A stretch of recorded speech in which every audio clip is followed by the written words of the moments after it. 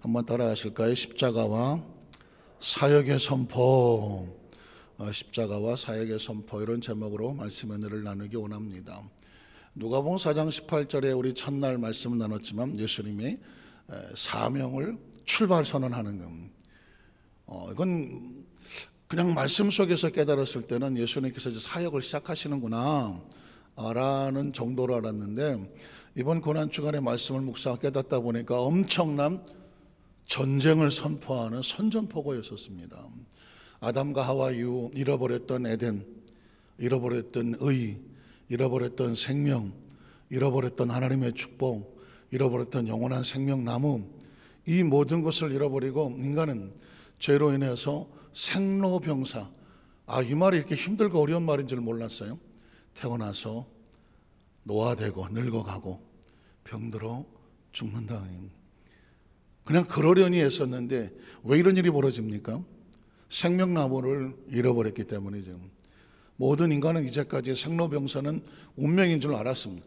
남들도 다 그렇게 가는 거니까 거기 이상의 무슨 생각을 할 수 있겠어? 그러나 성경을 찾아보면 에덴 하나님께서 아담과 하와를 창조하셨을 때 생로병사는 없었습니다. 그게 우리의 운명은 아니었습니다. 선악을 알게 한 나무와 함께 동산 중앙에 생명나무가 있었습니다. 그 생명나무는 생명을 계속 공급하는 영생으로 가는 길이었습니다. 아담과 하와를 인하여, 그 죄로 인하여 너희가 흙이니 흙으로 돌아가라. 생명을 잃어버렸습니다. 영생을 잃어버렸습니다. 죄인이 되고 나니까 저주가 따라오죠. 땅은 너로 인하여 저주를 받고, 아무리가 네가 노동력을 쏟아서 경영을 해도 소득이 없을 것이며, 환경은 가시덤불과 엉겅퀴로 인하여 네 인생은 어느 종교에서 말하는 것처럼 고해와 같을 것이며, 삶은 고통의 바다와 같을 것이며, 결국은 늙고 병들어 죽을 것이다. 흙은 흙이니 흙으로 돌아갈 것이다. 네 수완이 120년이 들똥말똥할 거다. 그런데 이걸 깨버리는 게 뭘까요? 예수 그리스도가 이 땅에 오시는 것입니다.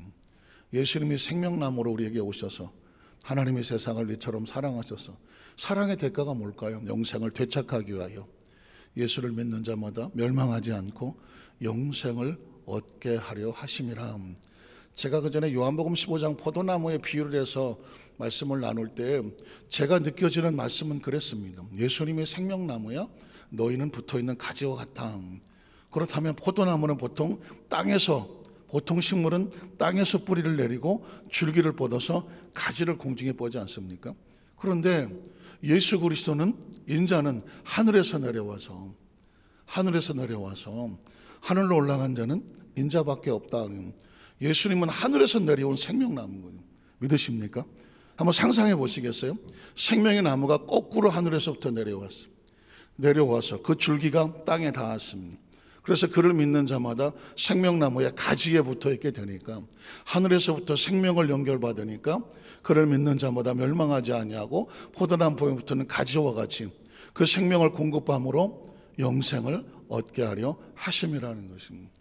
예수님의 궁극적인 목적은 우리로 하여금 하늘의 생명을 회복하고 영원한 생명을 가진 하나님의 자녀된 정체성을 찾는 것입니다. 자, 그러려고 하면 어떻게 될까요? 전쟁을 해야 되죠. 아담과 하와가 잃어버렸던 그 마귀에게 넘어갔던 권세를 되찾아와야 되지 않겠습니까? 그래서 선포하는 것입니다. 주의 성령이 나에게 임하셨으니. 왜 성령이 임하니까요? 권세와 능력을 주어서 전쟁을 하는 것입니다. 내가 하나님의 성령의 능력을 힘입어서 귀신을 쫓아내러 오는 것입니다. 귀신을 쫓아내야 하나님의 나라가 너희 가운데 임하였느니라. 죄인을 용서하여 의인 되게 만들고. 믿으십니까? 예수님의 이름이 뭐예요? 자기 백성을 저들의 죄에서 건져내시는, 죄에서 건져내면 뭐가 될까요? 의로운 자가 되는 것이죠. 그리고 가난한 자를 기쁘게 할 수 있는 복음의 소식이 전해지게 되고, 형통의 역사가 나타나고, 포로된 자를 그 속에서 나오게 하고. 어디 포로됩니까? 저주와 절망과 좌절에서 나오게 하고, 압제되고 눌린 자를 자유케 하고, 원래 썼던 그 생명나무로 소유했던 그 모습으로 주님의 은혜를 선포함으로 말미암아, 때가 되면 예수 그리스도를 말미암아 그 권한을 다시 되찾게 하는 이 선포를 하는 거예요. 그러니까 이 말씀은 우리 성도들에게는 복된 소식이고 마귀의 나라에 대해서는, 마귀에 대해서는 엄청난 전쟁 선포와 같은 것이죠. 이 전쟁이 선포되니까 마귀는 아주 교묘하게 예수님을 대항합니다. 어떻게 대항합니까? 요셉의 아들인데 여러분 보십시오. 하나님의 아들이 메시아 사역을 선포한 것은 4차원적인 역사입니다. 요셉의 아들이, 목수의 아들이 하나님의 나라의 메시아 사역을 선포했습니다. 이 말이 너희 가운데 응하였다. 이제 너희가 선택하라는 것입니다.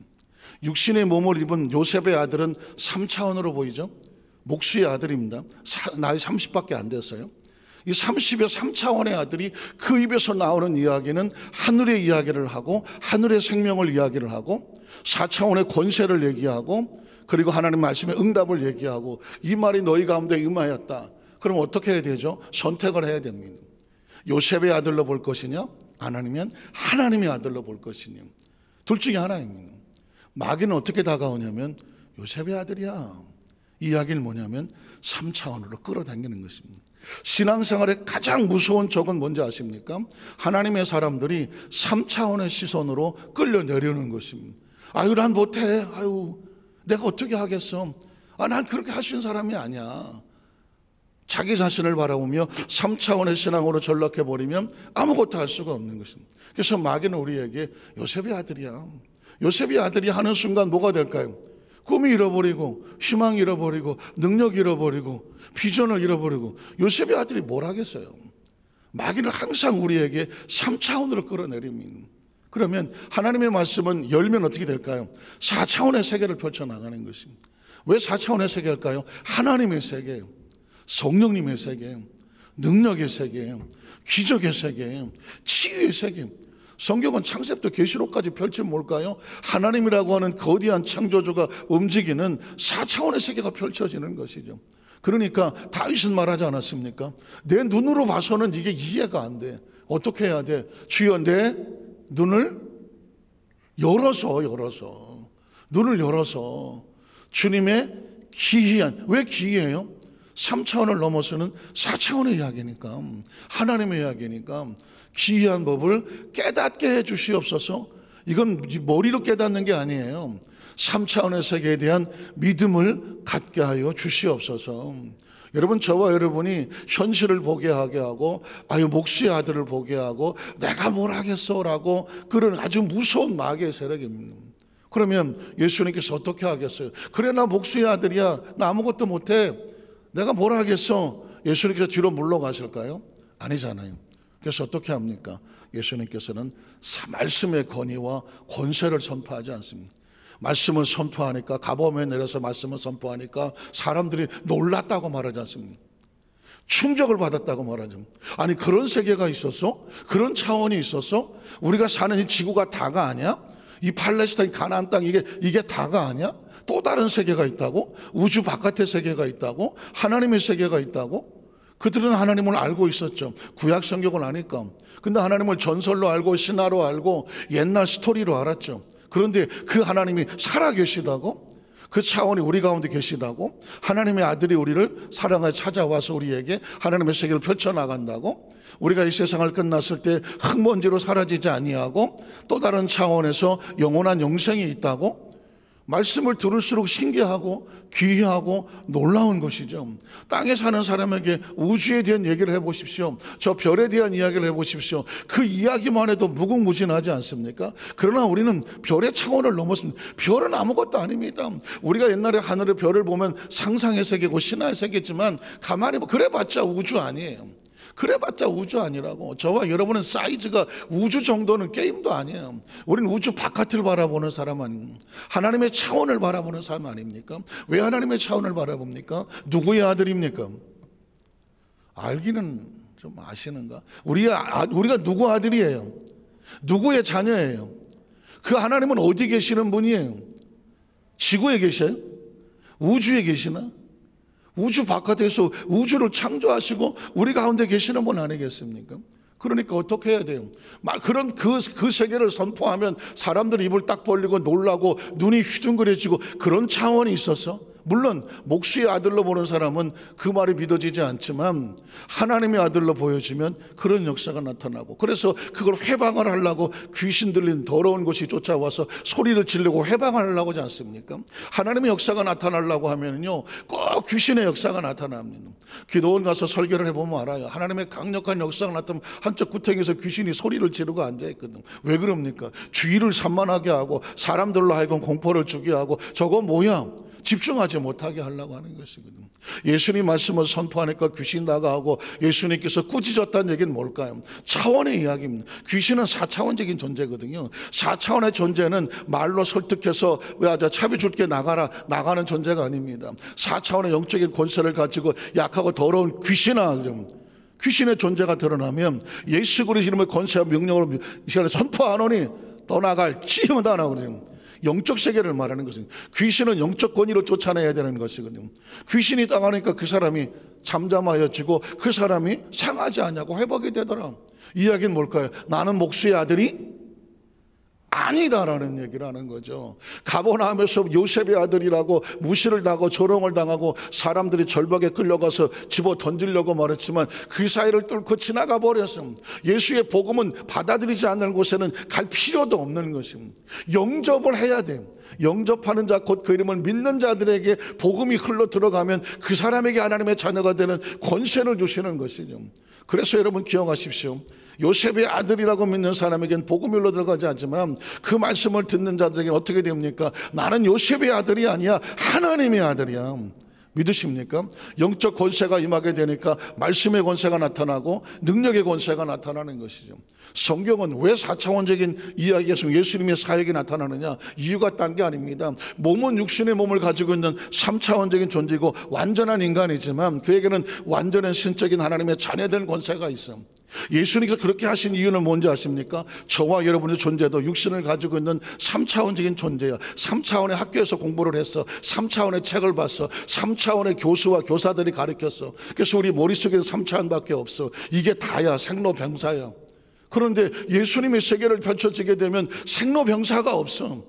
생로병사가 없어. 하나님의 자녀로 거듭나게 되어 되면 하나님의 나라는 차원이 달라. 시간의 제한이 없어. 공간의 제한이 없어. 하나님의 자녀야. 예수님은 그 4차원의 세계의 치유 역사를 나타내지 않습니까? 그래서 성경은 역사로 풀면 역사학자는 역사학자로 풀겠고, 언어학자는 언어로 풀겠고, 생물학자는 생물로 풀겠고, 천문학자는 성경을 천문학으로 풀겠죠. 수학자는 수학을 풀 수도 있고, 지리학자 정치학으로 풀 수가 있겠죠. 그러나 성경은 이런 걸로 채워지는 것이 아니라 차원으로 풀어야 돼. 차원으로. 4차원으로 접근해서 3차원과 4차원을 갈라놓고 거기서 4차원적인 하나님 역사를 발견해야 그게 우리 영의 양식이 되는 거죠. 여러분, 성경을요 공부하는 관점은 달라요. 어떤 사람이 역사, 지리, 학문, 생물학, 정치학, 경제학으로 풀면 지식이 돼. 우리한테 지식은 돼요. 성경 지식이 쌓이죠. 그러나 지식은 3차원이에요. 지식은 3차원이야. 그까지 그 지식 주자고 성령께서 하나님의 말씀을 감동하여 조명하여 씻었겠습니까? 왜 성경을 하나님의 말씀이라고 말하나요? 성경의 저자가 누구예요? 하나님의 성령님이잖아요. 그러니 성령은 4차원의 영이죠. 그러면 성경은 4차원으로 풀어야지. 4차원으로 볼 수 있어야죠. 그 4차원의 역사를 나타나기 위해서 무슨 지리도 오고 수학도 오고 무슨 문화도 오고 언어도 오고 역사도 오고 사람의 스토리가 등장할 뿐이지만 그걸 주관하시는 분은 하나님이고 4차원이고 역사도 4차원이고 메시지도 4차원이고 역사도 4차원이잖아요. 저와 여러분도 하나님의 말씀을 통해서 영의 양식을 얻는 것이지 성경을 많이 읽어갖고 내 머리에 지식을 쌓고자 합니까? 내 머리에 지식을 쌓고자 하면 그냥 혼자 성경 읽고 딸딸딸 외워갖고 성경에 이런 이야기가 있어 라고 성경 얘기를 하면 돼요.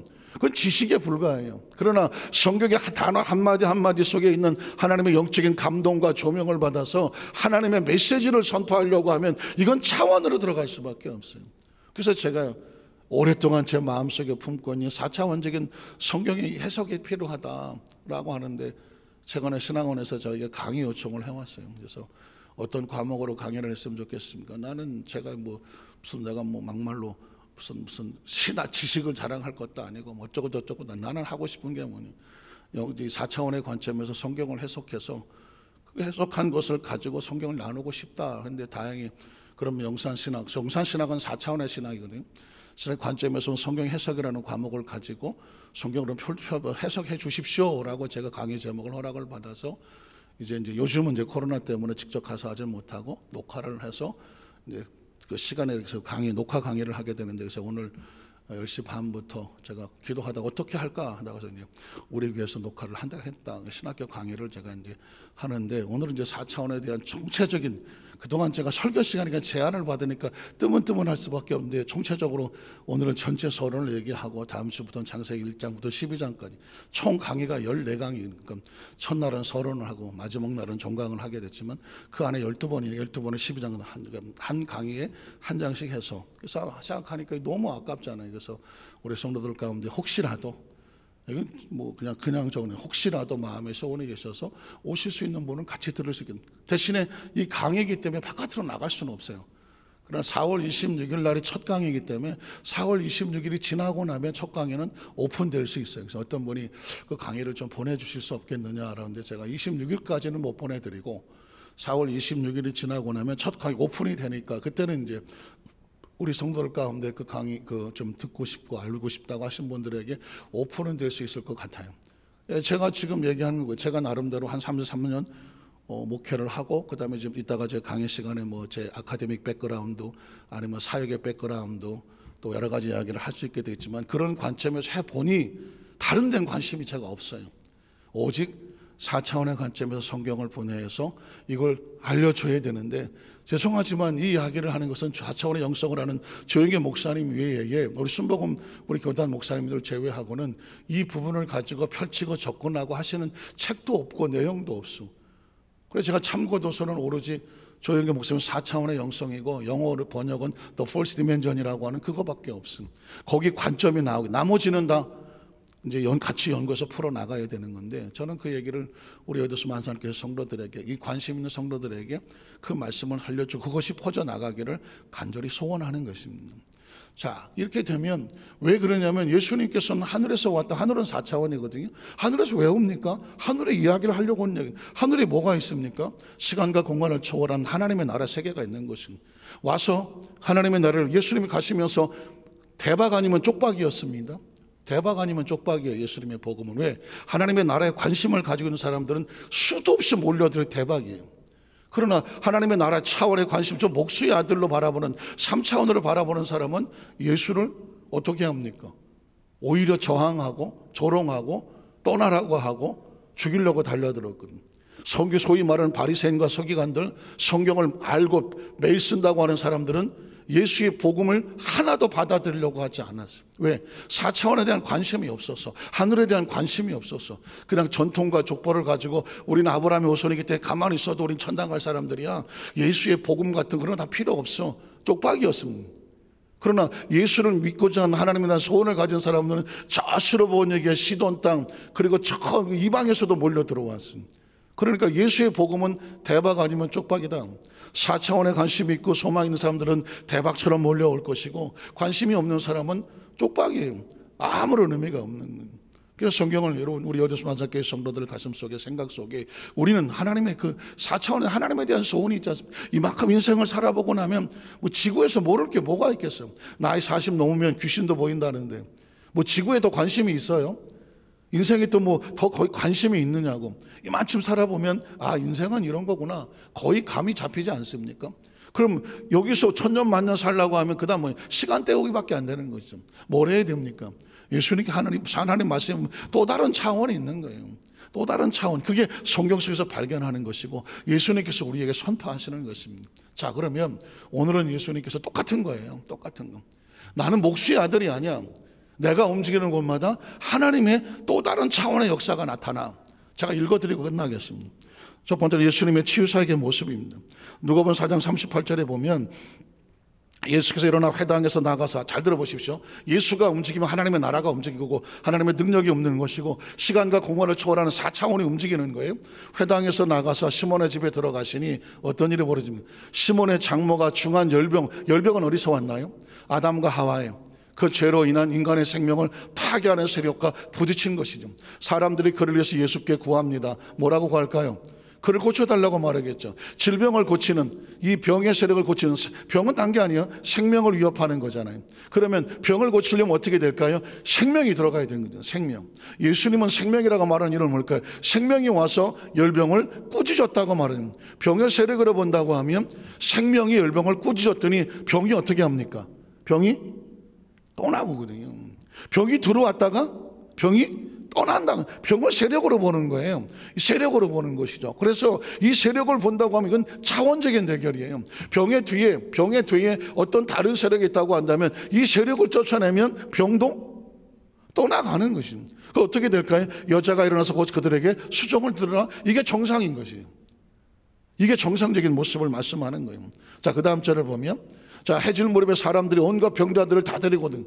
예수님 사역 속에서 그 아픔 속에 눌려있는 병자들이 다 오면 그때 예수님께서 일일이 그 위에 손을 얹었다는 건 뭐예요? 컨택이에요. 4차원의 하나님의 역사와 능력이 목수의 아들이 아니라 생명의 아들, 하나님의 아들이 손을 얹어 고치시니 어떻게 될까요? 여러 삶의 귀신들이 나갔다는, 그 병의 세력들이 누가 있었어요? 귀신이 있었거든. 물론 모든 질병의 배후에 귀신이 있는 것은 아니지만 귀신이 들어오면 병도 따라가 들어오는 거예요. 그래서 병을 갖고 들어오는 게 귀신이거든요. 오해는 하지 마세요. 병 들었다고 다 귀신 있는 건 아니에요. 죄로 인한 병도 있고, 관리를 잘못한 병도 있고, 옮겨진 병도 있고, 유전적인 병도 있고, 습관이 잘못된 병도 있고, 여러 가지 병의 원인은 많아요. 그러나 귀신이 가지고 들어온 그 병은 약으로 안 돼요. 어떻게 해야 돼? 귀신이 나가야 돼요. 그래서 귀신을 쫓아내니 소리를 당신은 하나님의 아들이다. 가버나움 사람들은 예수를 4차원으로 인정하지 않았지만 귀신은 귀신같이 한다고. 귀신은 4차원적인 존재거든. 예수를 보니까 딱 하나님의 아들이야. 그래서 어떻게 합니까? 하나님의 아들입니다 라고 말했더니 여기서도 마찬가지로 예수께서 꾸짖으사 그들의 말함을 허락하지 아니하시는 자기를 그리스도인 줄을 알더라. 귀신은 예수를 그리스도인 줄 아는데 가버나움 동네 사람은 예수를 목수의 아들로 알아요. 사랑하는 성도 여러분, 제가 여러분에게 왜 3차원, 4차원 이야기를 하냐면 많은 크리스찬들이 성경을 보면서 책으로 알아, 역사로 알아, 그냥 위인전으로 알아, 성경 스토리로 알아, 그냥 성경을 배워. 그러나 정말 중요한 것은 그 스토리 배후에 누가 있어요? 하나님의 차원이 있어요. 우리에게 주는 것은 너희가 예수를 믿고 나면 그냥 교회 다니는 게 아니야. 성경 배우고 도덕과 윤리와 지식이 아니라니까. 너희 차원이 달라지는 거예요. 하나님의 자녀라는 차원은, 하나님의 자녀가 차원이 아니에요. 세상의 자녀가 아니라 하나님의 자녀라고 하는 차원이 달라, 정체성이 달라져. 그래서 뭐예요? born again. 다시 태어나. 어떻게 다시 태어나? 하나님의 자녀는 또 다른 차원에서 영적인 존재로 태어나는 거예요. 그것이 중생한다고 말하고 거듭난다고 말하는 것입니다. 그래서 두 번째로 예수의 보내심의 목적에 대한 선포입니다. 이걸 사람들이 가둘러 여기서만 얘기해 주세요 할 걸 예수님은 이게 세계로 뻗어나가야 된다 말씀하는 거죠. 42절에 보니까 날이 밝으면 예수께서 나와서 한적한 곳에 가시니 무리가 찾다가 만나서 뭐라고 말합니까? 자기들에게서 떠나시지 못하게. 정말 이런 놀라운 분이 어디 있어? 그러니까 예수님 우리하고 같이 있어요. 우리만 좀 돌봐주세요. 우리를 병을 고쳐주시고 우리에게만 함께 있어주세요. 사람은 자꾸 가두려고 하잖아요. 인간은 시간과 공간의 제한을 받기 때문에 그 시간 속에 같이 있으려고 하고 공간 속에 같이 있으려고 한단 말이죠. 그러나 여러분, 예수님께서 뭐라고 말씀하십니까? 그 다음 절에 보면 예수께서 이르시되 내가 다른 동네 다른 지역에 가서도 하나님의 나라의 복음을 전해야 돼. 이 차원이 다른 새로운 역사가 나타나도록 해야 돼. 안타깝지만 예수님께서 왜 다른 동네라고 말했을까요? 육신의 몸을 가지고 있으니까 시간과 공간을 초월하지를 못하잖아요. 육신을 가졌기 때문에 움직여야 돼. 이동을 해야 돼. 여기만 있을 수 없어. 왜 이 얘기를 말씀을 드리냐면 예수께서 왜 33살에 부활하시고 나서 40일 동안 계시다가 승천하실 수밖에 없었느냐? 내가 아버지께로 가는 것이 너희에게 유익이다. 왜? 육체를 가지면 제한이 어쩔 수 없이 하나님의 아들이라도. 그러나 보혜사 성령님이 오시면 성령은 육체가 없어 영이야. 그럼 그 영은 어떻게 될까요? 시간과 공간의 제한을 받지 않기 때문에 이 모든 하나님의 사람들에게 그 영으로 같이 움직일 수가 있는, 그 보혜사는 한 사람 한 사람 곁에 같이 있어주시는 성령님. 그래서 예수님께서 또 다른 보혜사를 너에게 주겠다. 그래서 성령이 필요한 것이고, 예수께서 우리와 함께 수천 년을 같이 계셔 주시지 않는 것은 뭘까요? 육체는 한계가 있어. 그래서 움직여야 돼. 걸어가야 되고 이동을 해야 돼. 다른 동네에 가서도 하나님 나라의 복음을 전하여야 하리니 나는 뭐 때문에 왔어요? 이 일을 위해서 보내심을 받았다. 누가 보냈어요? 하나님의. 어디서 보냈어요? 하나님의 나라에서 보내는 것이죠. 이 복음을 전함으로 말미암아 우리 안에 하나님의 나라가 들어오고 우리의 정체성을 깨닫게 되고 우리 속에 우리의 사명과 우리의 소속을 하게 되고 이 땅의 삶을 끝나도 여기가 영원하지 아니하고 우린 생명 남을 때 영원히 살 존재라는 것을 깨닫게 하기 위해서 오는 것입니다. 우리가 인생을 열심히 살다가 우리의 옷을 벗을 날이 오면 마치 동네 어린아이들이 장난을 치다가 저녁에 엄마가 이름을 부르자 밥 먹으라고 할 때 다 내려놓고 갈 때 어느 곳 하나 우리에게 의미 있는 것은 없습니다. 어느 곳 하나. 심지어 이렇게 애지중지 아끼던 내 몸도 어떻게 해야 돼? 다 놓고 가야 돼. 금리빨 많이 하신 분들 다 놓고 가야 돼. 가져갈 게 하나도 없어. 인생은 다 놓고 가는 거예요. 그러나 예수를 만난 사람에게 뭐가 있냐? 하나님의 나라가 있는 거예요. 그게 차원이는, 이게 믿어지는 사람은 대박이에요. 그러나 이게 안 믿어지는 사람은 그냥 이 세상의 삶을 살다가 끝나는 거예요. 그래서 예수 믿고 하나님의 자녀된 것이 우리 생명에게는 최고의 축복이라는 것이죠. 그래서 그 다음 절 44절에 보면 갈릴리 여러 해당의 예수님께서는 계속해서 전도하실 수밖에 없는 이유는 제한된 시간 속에서 이 복음이 생명이 계속 뻗어나가도록 예수님께서 일하시는 것이고, 그 마지막 궁극적인 것은 십자가 골고다 언덕에서 고난의 마지막이 아니라 사명의 완수와 같은 것이죠. 우리 여도서 만사님께 모든 성도들 가슴속에 생각 속에 말씀을 함께 나누는 과정 가운데 저와 여러분 지금 어디에 와 있는지, 무엇을 하는지, 무엇을 해야 하는지, 어디로 가야 하는지 말씀을 통해서 그 성령님께서 우리 모두를 함께 움직이시기를 주님의 이름으로 축원합니다. 기도하겠습니다. 하나님 아버지 감사합니다.